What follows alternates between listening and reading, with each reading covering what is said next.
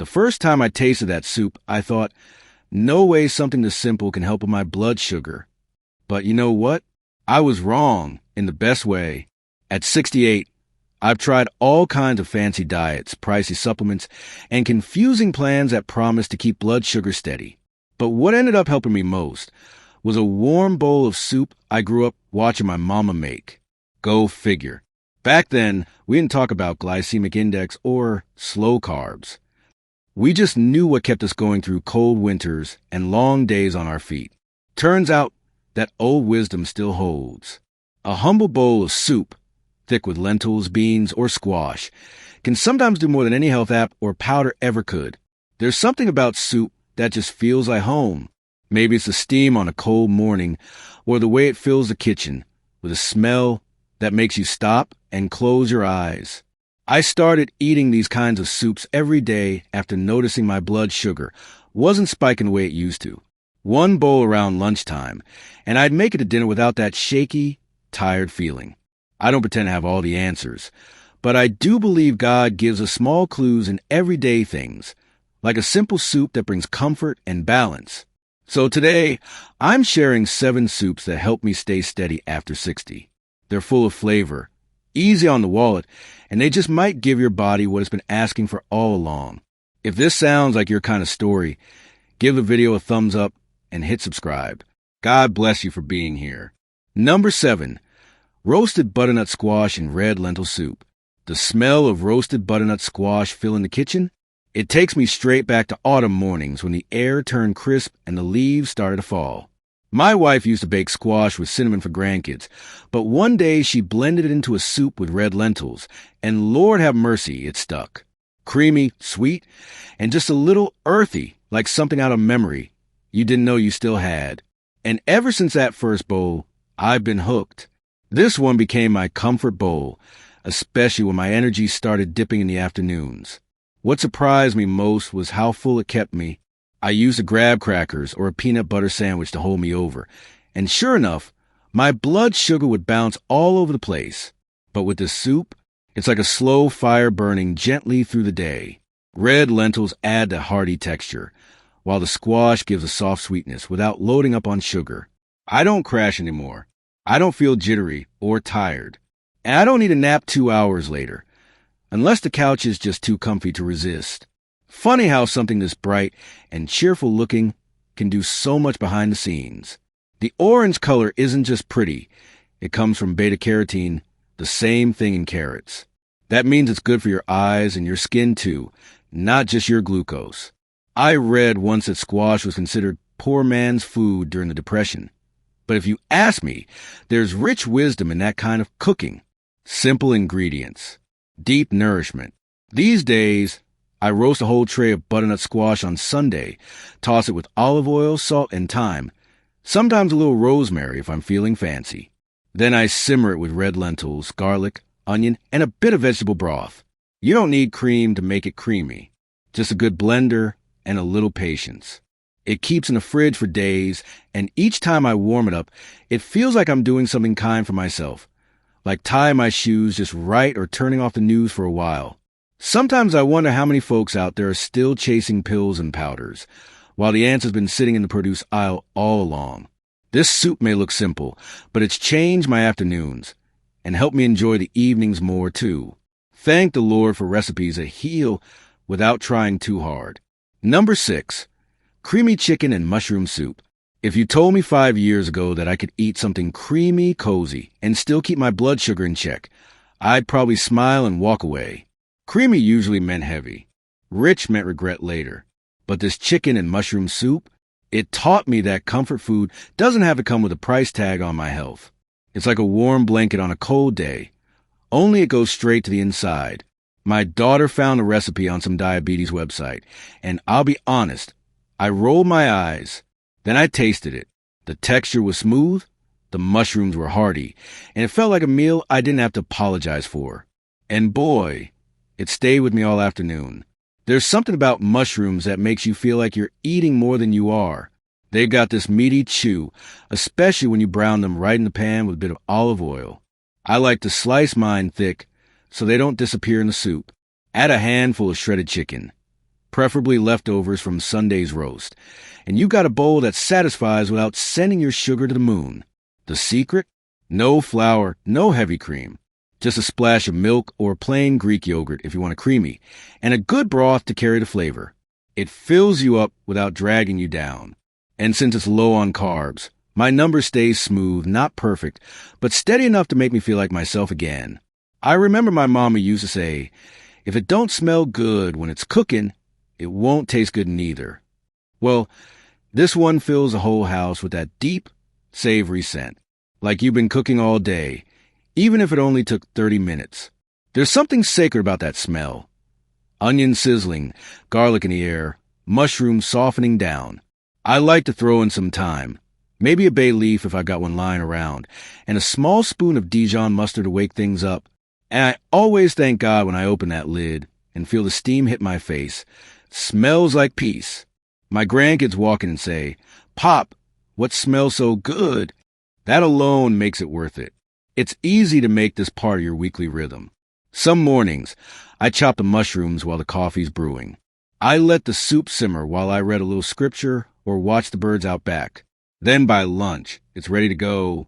Sometimes I pair it with half a slice of Ezekiel bread, toasted just right with a little butter. Other days, I eat it plain and just savor every spoonful. I used to think a real lunch had to be something fried or big. But this little bowl changed my mind. I don't get that sleepy crash at 2 p.m. anymore. I can walk the dog, fold laundry, or even drive across town without yawning. This soup reminded me that we don't have to give up comfort to eat smart. We just have to shift the recipe a bit, like adjusting a guitar string till it sounds just right. And when you find that sweet spot where your belly's full, your sugar's steady, and your soul feels hugged, well, that's a blessing worth passing on. Every time I make this soup, I feel like I'm giving my body a second chance.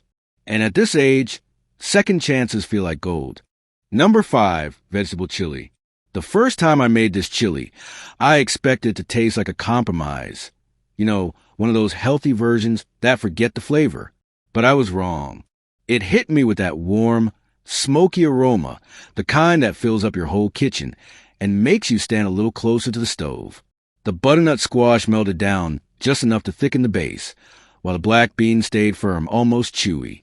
The spice was there, but not too much.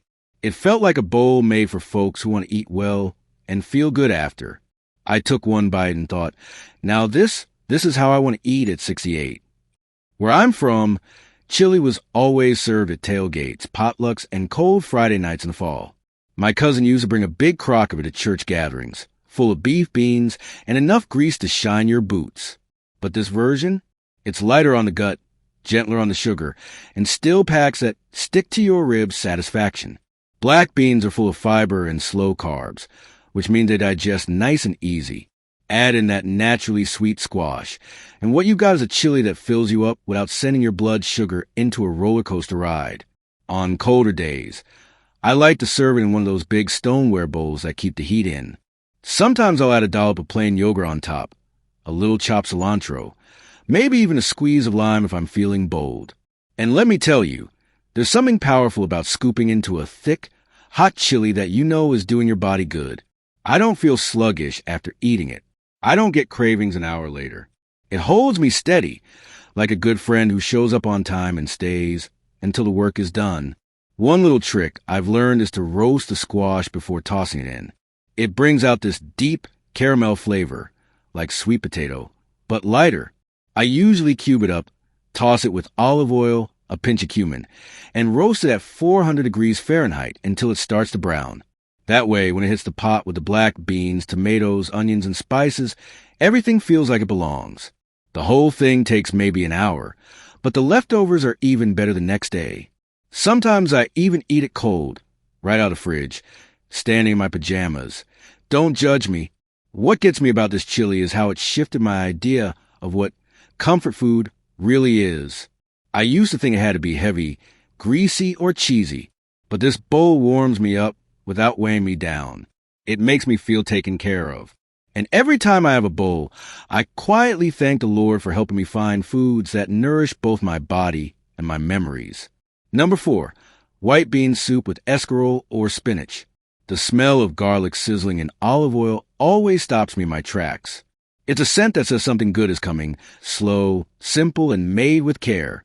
That's how this white bean soup with escarole first made its way into my kitchen.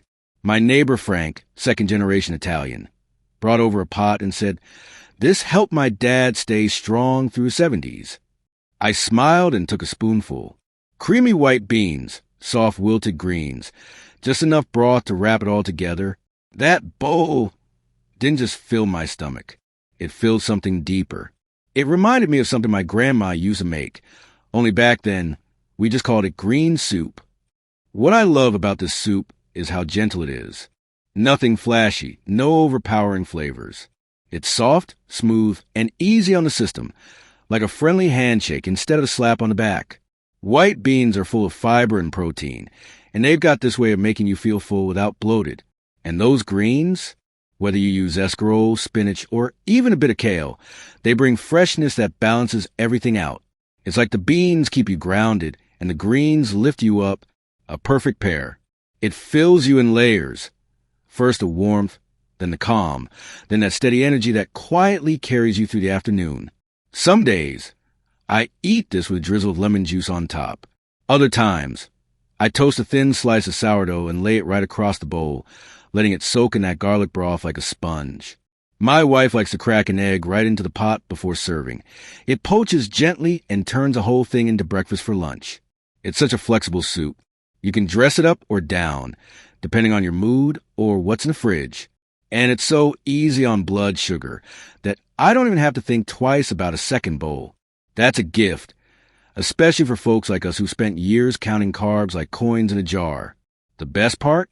It only takes a handful of ingredients.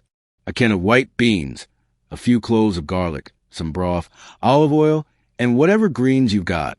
I usually saute the garlic low and slow in the olive oil. That smell alone is worth the effort. Then toss in the greens so they wilt. Add the beans and broth, and simmer for 20 minutes. That's it. Nothing fancy. Just honest food. And every time I make it, I feel like I'm passing on something sacred, even if I'm just standing there alone in my slippers. This soup doesn't ask for much, but it gives plenty in return. This recipe reminded me that healing doesn't always come with noise. Sometimes it's quiet. Sometimes it's pale and green and smells like the kitchen you grew up in. Sometimes it just shows up in your life at the right moment.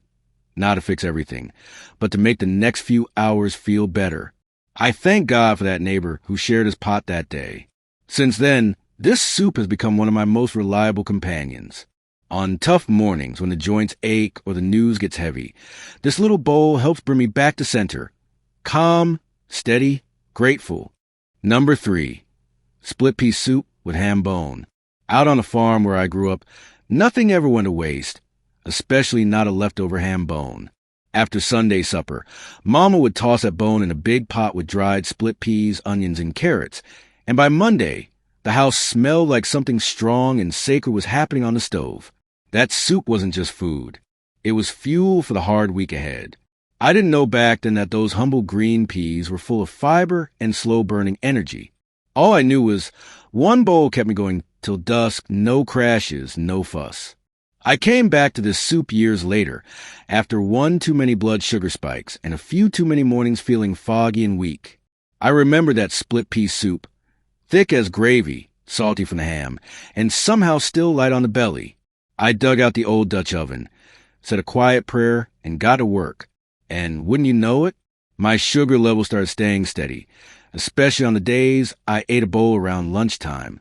It's the kind of meal that doesn't just feed you, it anchors you.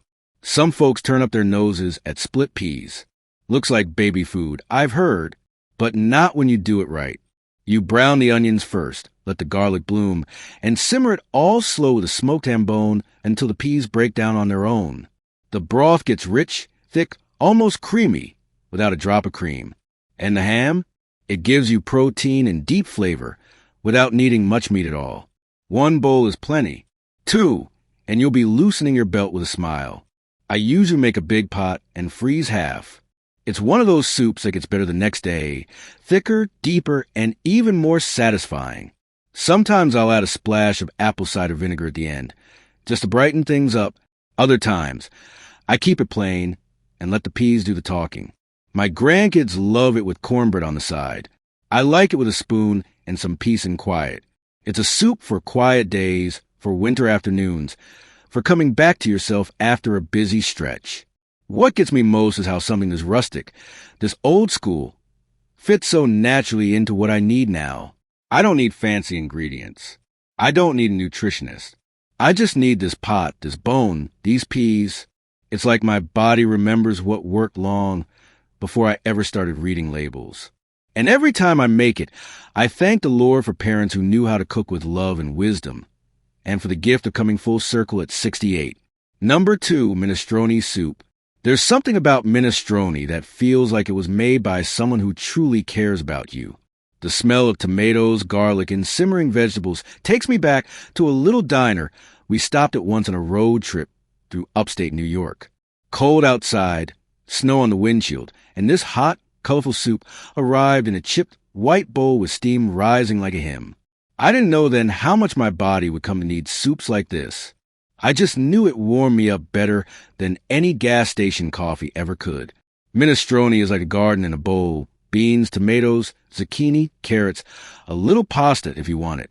And the beauty is, you can make it however you like. I started adding more beans and fewer noodles once I realized how much better my blood sugar behaved that way. It's the kind of soup that gives you all the richness of flavor without the weight, full of fiber, loaded with color, and it sticks with you, not in your stomach, but in your energy. I've had days where one bowl at lunch kept me humming straight through supper. My daughter says it looks like something from a magazine, bright reds, greens, and oranges all in one bowl. But to me, it looks like tradition. Honest food. Food that reminds you of family around the table, passing the bread, saying grace before the first spoon. And it's not just nostalgic, it's smart. The mix of beans and veggies gives your body a steady release of energy. No blood sugar roller coaster. Just a nice, even ride. The way life feels when you're not rushing everything. Most Saturdays now, I chop all the veggies in the morning, carrots, celery, onions, zucchini, and throw it all in the slow cooker with a couple cans of diced tomatoes, kidney beans, and broth. If I got fresh spinach, I toss that in during the last few minutes. Sometimes I add a Parmesan rind if one's lying around in the fridge. It's cozy, it's cheap, and it fills the house with a smell that makes even the dog sit by the kitchen door waiting. I used to think comfort food had to be creamy, cheesy, or fried. But this soup changed my mind. It hugs you without dragging you down. It's the kind of recipe that reminds me of how much wisdom lives in simple cooking. These days, I say a quiet, "Thank you, Lord," with every ladle. Because at this age, finding something that feels good and does good, that's a rare and beautiful thing. Number 1, lentil soup. Funny how the soup I used to skip in the cafeteria line ended up becoming one of the most important parts of my routine. Lentil soup was never flashy. No melted cheese, no chunks of meat, nothing to brag about. But now, I eat it almost every day. And let me tell you, it's done more for my blood sugar than most of the advice I've paid for. It's humble, it's filling, and it works. I thank the good Lord I gave it another shot after 60. Lentils cook fast and don't need soaking, which already makes them a friend to anyone with tired joints or a busy schedule. But beyond the convenience, they're packed with fiber and plant protein that digest slow and steady, just the way I like my afternoons. After a bowl of this soup, I feel clear, I feel calm. I don't go searching for snacks or needing a nap. It's like it evens things out from the inside. My doctor said once that's a great choice, and I just smiled. I already knew. Some days I make it with carrots, celery, and onions. Other times I spice it up with cumin and paprika, maybe a little turmeric if I'm feeling adventurous. My wife likes it with a squeeze of lemon at the end. Says it brightens the flavor. I like mine with a spoon of olive oil on top, served hot with a slice of Ezekiel toast. It's one of those soups that can be rustic or refined, depending on how you stir it, and it always delivers what I need. A full belly and a steady afternoon. One thing I've noticed since making it part of my daily rhythm is how much more stable I feel overall. Not just my glucose, but my mood, my digestion, even my sleep. It's like my body recognizes something ancient in those little lentils, like it remembers this food was meant for real work and real recovery. It's strange to say, but sometimes I get emotional over a bowl. Not because it's fancy, but because it feels like the kind of meal my grandparents would have been proud to serve. I used to chase so many answers, new diets, new supplements, even online plans that promise miracles. But this soup, it brought me back to basics. Honest ingredients, gentle cooking, and patience. That's all. And every time I sit down with a warm bowl, I feel like I'm doing right by myself. Finally, at 68, that kind of peace is worth more than gold. And I thank God for every spoonful. Sometimes the answers we're looking for don't come in a pill or a program. Sometimes they come in the form of a warm bowl, a wooden spoon, and a few minutes at the stove. These soups aren't magic, and they won't fix everything overnight. But they brought me balance, comfort, and more steady days than I've had in years. After decades of chasing one health trend after another, I've finally found peace in a pot of soup, and I wouldn't trade that for anything. Each of these recipes holds a little story, a memory, a rhythm. They've helped me feel full without that heavy, dragged-down feeling. They've kept my numbers stable, my mind clear, and my afternoon productive. Not to mention, they've filled my kitchen with smells that make the grandkids ask, "What's cooking, Pop?" And that alone, that's medicine. The kind that doesn't come with side effects, just second helpings and good conversation. If you've been feeling off lately, sluggish, unsteady, or just plain tired, I'd invite you to try one of these soups. Start simple. Use what you have. Let the pot simmer while you put on your favorite music or say a prayer. This doesn't have to be complicated. God didn't design us to live in chaos. Sometimes, the most healing thing we can do is slow down, stir the pot, and breathe in the steam of something good.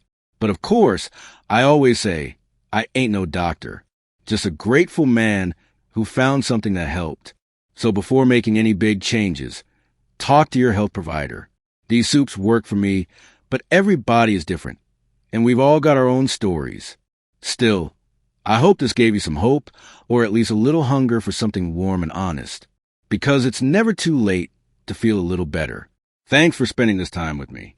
Whether you're 60, 70, or just thinking ahead, I pray these ideas help you feel more steady, more seen, and more at peace. Take good care of yourself, not just for you, but for the folks who love you. There's still so much life to be lived, one bowl at a time. God bless y'all, and I'll see you in the next one.